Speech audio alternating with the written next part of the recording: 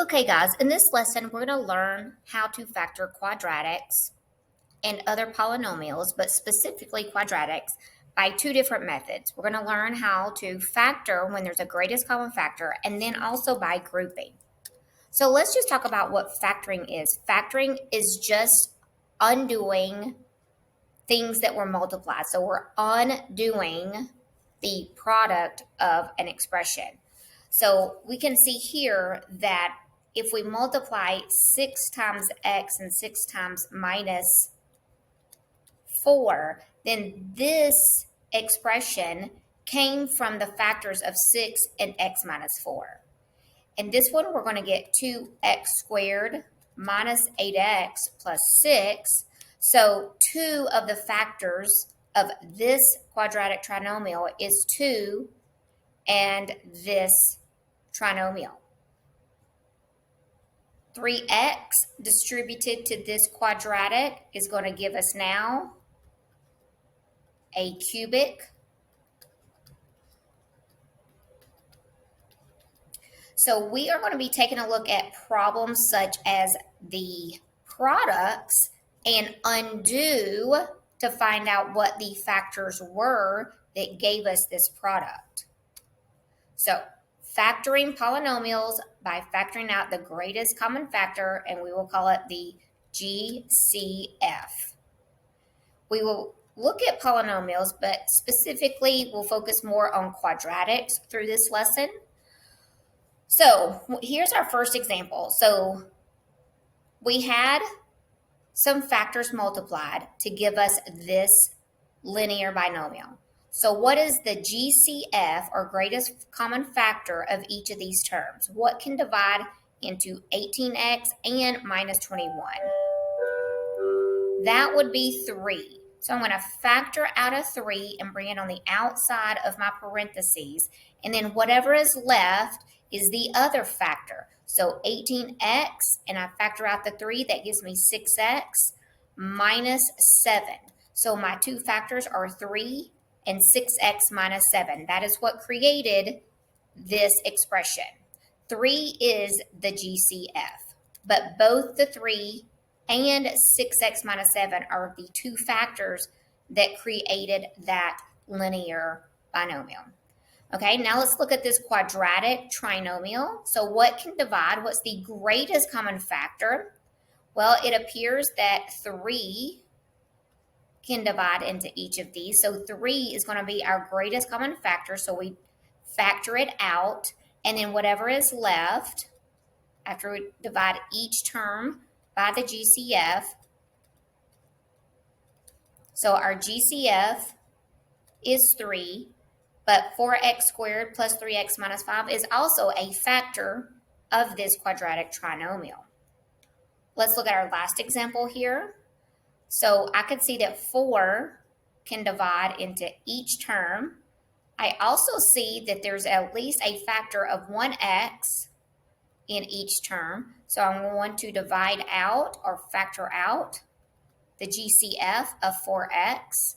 And then what is left? We have x squared, 4x cubed divided by 4x to the first is 4x squared, minus 2x, and then plus 5. So 4x is the GCF, and then this is also a factor of this cubic trinomial. Okay, let's do a few more. I also want to take note that anytime our leading coefficient is negative, we will always want to factor out the negative. So I know I'm going to factor out a negative, and then what else can divide into both of these? They both have, so negative 3, and then also a factor of x. So negative 3x is the GCF, and then whatever's left is the other factor of this polynomial. So we're going to get positive 7x plus 8. And you can always check your work, guys, by simply redistributing the GCF to see if you get back your original polynomial. Here's our next example. So let's ask, what is the GCF? What can divide into each of these? Well, I can see 6x can divide into each term. So 6x is going to be the GCF, and then we divide it out to find the other factor.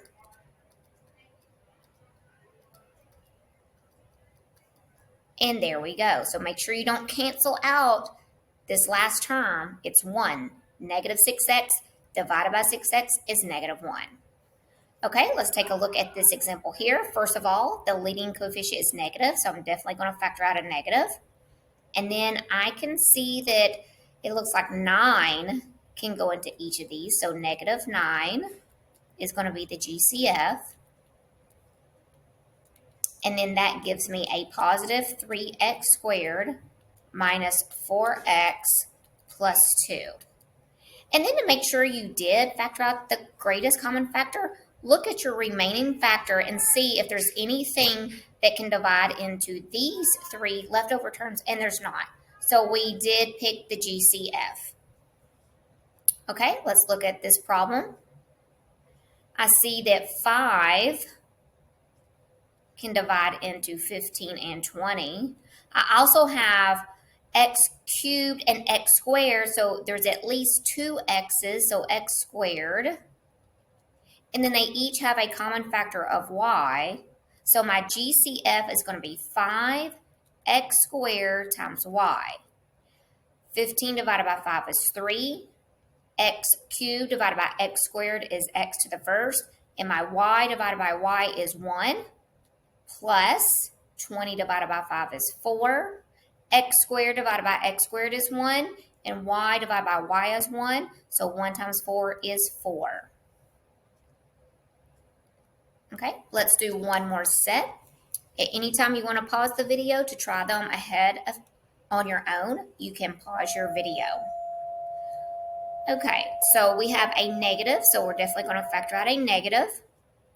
And let's see, 6 can go into 18, 6 can go into 24, and 6 can go into itself. So negative 6 is the GCF, and that leaves us with 3x squared plus, it is a good strategy or practice to show your division so you don't get your signs mixed up.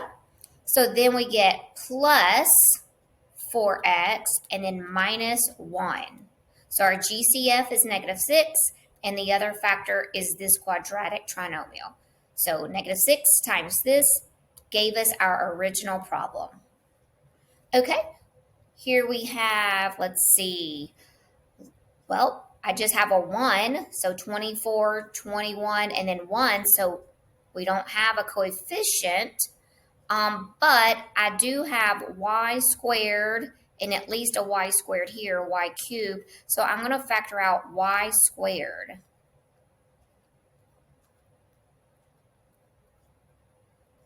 And then that leaves us with 24x squared minus 21 xy, I have a leftover y here, and then minus 1. Okay, let's take a look at this problem. Let's see, I believe 18 can divide into each of these. So let's try 18. Let me just make sure. Can go into 72.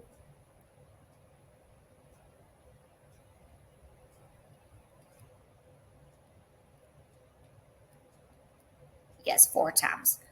So I'm going to divide by 18. They also have a y. So 18y is the GCF.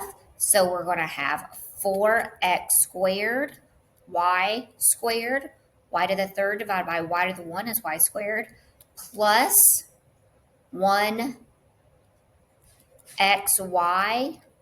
minus 2.